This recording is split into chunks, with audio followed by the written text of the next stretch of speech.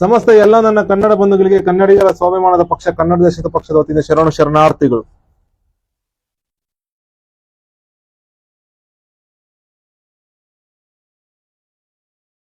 ಕನ್ನಡ ಧರ್ಮದ ಗುರು, ವಿಶ್ವಗುರು, ಕನ್ನಡದ ಧರ್ಮದ ಗುರು ಬಸವಣ್ಣನವರು ಆವತ್ತು 12ನೇ ಶತಮಾನದಲ್ಲಿ ಬಸವಣ್ಣನವರು ಇರ್ಲಿಲ್ಲ ಅಂದ್ರೆ ಕನ್ನಡ ಧರ್ಮ ಗುರುಗಳಾದಂತಹ ಬಸವಣ್ಣನವರು 12ನೇ ಶತಮಾನದಲ್ಲಿ ಹುಟ್ಟು ಬರ್ಲಿಲ್ಲ ಅಂದ್ರೆ, ಕನ್ನಡ ಧರ್ಮ ಹುಟ್ಟಿರ್ಲಿಲ್ಲ ಅಂದ್ರೆ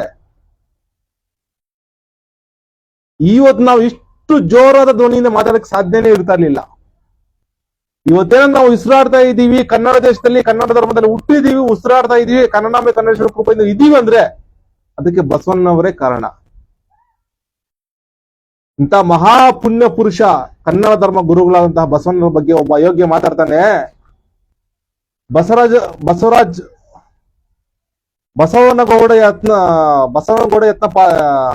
ಪಾಟೀಲ್ ಯತ್ನಾಳ್ ಇವನೊಬ್ಬ ಅಯೋಗ್ಯ, ಷಂಡ, ಪಾಖಂಡಿ, ಕನ್ನಡ ಧರ್ಮದ್ರೋಹ. ಇವನು ಕನ್ನಡಿಗರ ಕಡು ವಿರೋಧಿ, ಕರ್ನಾಟಕದ ಕಡು ವಿರೋಧಿ. ಇವನೊಬ್ಬ ಷಂಡ. ಇವನು ಬಸವಣ್ಣನವ್ರನ್ನ ಕೆರೆಗಾರಿ ಬೀಳ್ತಾನೆ, ಅದ ನೀವು ಸಾಯ್ತೀರಾ ಅಂತ ಹೇಳ್ಬಿಟ್ಟು ತುಂಬಾ ಬಸವಣ್ಣನ ಬಗ್ಗೆ ತುಂಬಾ ತುಚ್ಛ ಮಾತಾಡ್ತಾನಲ್ಲ ಇವನು. ಮರಾಠಿ ಗುಲಾಮ ಇವನು. ನಿಜವಾದ ಕನ್ನಡಿಗ ಬಸವನಗೌಡ ಪಾಟೀಲ್ ಯತ್ನಾಳ್ ನಿಜವಾದ ಕನ್ನಡಿಗನಲ್ಲ.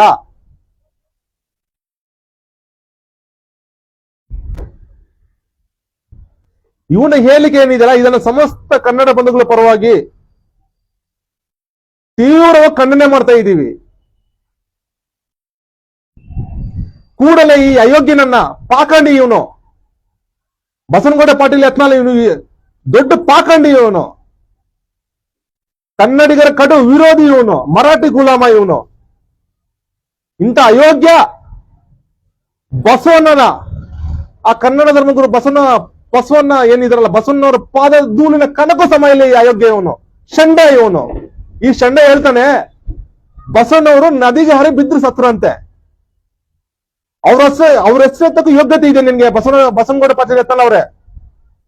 ಅವ್ರ ಹೆಸರೆತ್ತಕ್ಕೂ ಯೋಗ್ಯತೆ ಇದೆ. ನೀನು ಮರಾಠಿ ಗುಲಾಮ, ನೀನು ಅಧಿಕಾರಕ್ಕೋಸ್ಕರ ಕನ್ನಡಿಗರೇ ಬಲಿ ಕೊಡ್ತಾ ಇದ್ದ ಒಬ್ಬ ಷಂಡ ನೀನು